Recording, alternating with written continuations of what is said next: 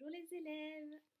Alors aujourd'hui j'étais en train de lire ce petit livre quand je me suis rendu compte qu'en fait dans les livres la plupart des récits sont écrits au passé.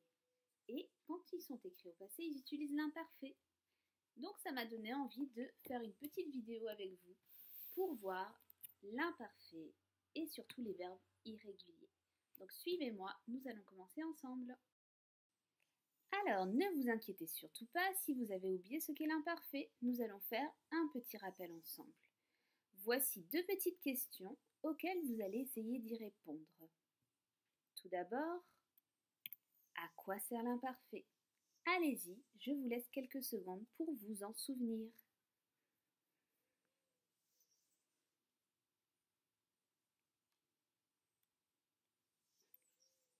Donc, l'imparfait, c'est un temps qui nous permet de parler du passé. Et il est idéal pour faire des descriptions. Par exemple, il était une fois un petit enfant qui avait des cheveux blonds et des yeux verts. Ici, le verbe avait, c'est-à-dire avoir, l'infinitif c'est avoir, est en train de faire la description du petit enfant qui avait des cheveux blonds et des yeux verts.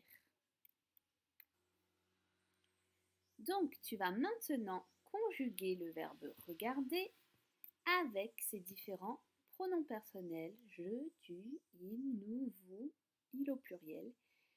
Vas-y, je te laisse quelques secondes.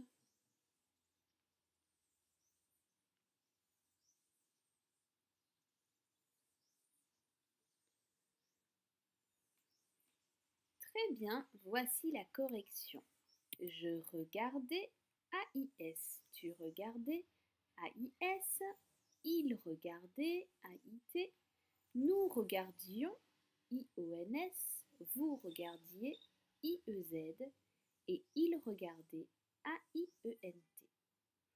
Donc je vous rappelle la règle, on prend le verbe regarder, on enlève la terminaison de l'infinitif, ici ER, et on vient rajouter tout simplement les terminaisons de l'imparfait. Alors maintenant que nous avons revu rapidement ce qu'était l'imparfait, nous allons faire un petit exercice ensemble. Pour cela, je vous conseille de mettre pause quand vous faites l'exercice, comme ça vous avez le temps de le réaliser à votre rythme. Voici le petit texte sur lequel nous allons travailler. Je vais vous faire une lecture. Une journée ordinaire. Tous les matins, Sylvie se réveillait à 6 heures. Elle prenait sa douche et elle s'habillait. Pendant son petit déjeuner, elle lisait un peu et elle écoutait la radio. Elle n'avait pas d'animaux et elle était heureuse comme ça. Le soir, elle mangeait en regardant la télé. Alors, qu'est-ce que vous allez devoir faire? Tout d'abord, vous allez devoir trouver les verbes qui sont conjugués à l'imparfait et écrire en dessous leur infinitif. L'infinitif, je rappelle, c'est quand le verbe n'est pas conjugué. Nous allons faire la première phrase ensemble. Tous les matins, Sylvie se réveillait à 6 heures. Donc ici, le verbe, c'est se réveiller. Et je vous rappelle notre technique pour trouver l'infinitif. Être en train de se réveiller. Donc vous allez l'écrire ER à la fin. Je vais vous laisser le temps maintenant de trouver les autres verbes et d'écrire leur infinitif juste en dessous. Allez-y.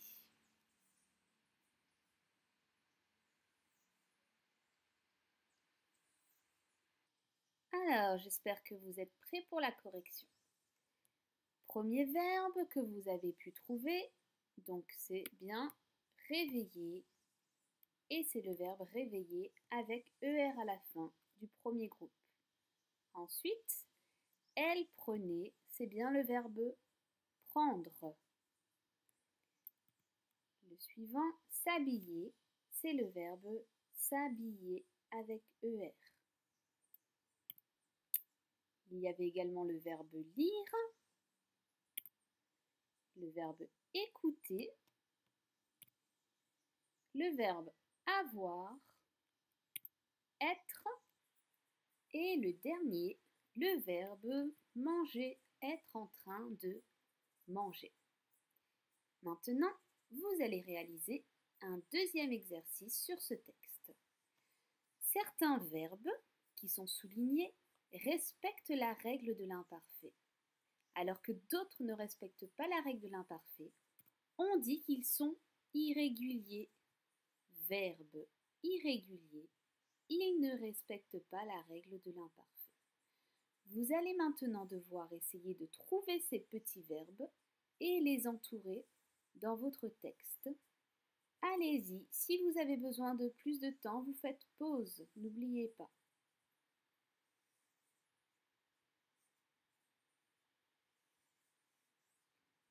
Alors, bravo, je pense que déjà vous avez dû trouver le premier, c'est-à-dire le verbe prendre. Ici, ce verbe ne respecte pas la règle car nous ne retrouvons pas le D. Le deuxième, c'est le verbe lire. Vous voyez bien qu'à l'imparfait, nous avons un petit S qui est apparu et qui n'était pas là à l'infinitif. Le troisième, vous le connaissez déjà, c'est le verbe avoir. Le quatrième, le verbe être. Et le dernier, le verbe manger, ou comme vous avez pu l'observer, nous avons un E qui est venu se rajouter.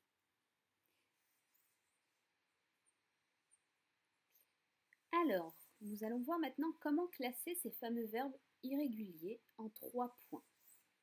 Le premier point, dans les verbes irréguliers, on enlève des lettres, comme nous l'avions vu avec le verbe prendre. Je prenais, tu prenais. Donc nous n'avons pas conservé l'infinitif en enlevant juste la terminaison de l'infinitif, RE. Ici, on voit qu'à l'imparfait, le D a disparu. Deuxième point, on rajoute des lettres. Donc pour certains verbes irréguliers, il y a des lettres en plus qui vont apparaître à l'imparfait. Par exemple, le verbe finir. Je finissais, tu finissais. Donc ici, vous voyez bien que nous avons ISS qui est apparu et qui n'était pas à l'infinitif. Troisième point, on change des lettres, comme par exemple avec le verbe voir. Regardez bien ce qu'il se passe à l'imparfait. Je voyais, tu voyais. Donc notre I à l'infinitif est devenu un Y. Alors, vous ne devez surtout pas vous décourager parce que je vous ai laissé dans votre pochette les 11 fameux verbes que vous devez apprendre. Donc ces fameux verbes, je vais vous donner quand même une technique pour vous permettre de vous en souvenir. Je vais maintenant vous présenter rapidement cette fameuse technique pour les conjuguer. Vous allez prendre la première personne du pluriel, c'est-à-dire nous, au présent de l'indicatif. Nous allons voir ensemble un exemple.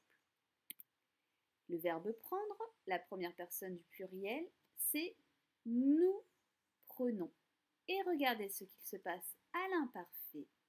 Quand on conjugue, c'est bien je prenais.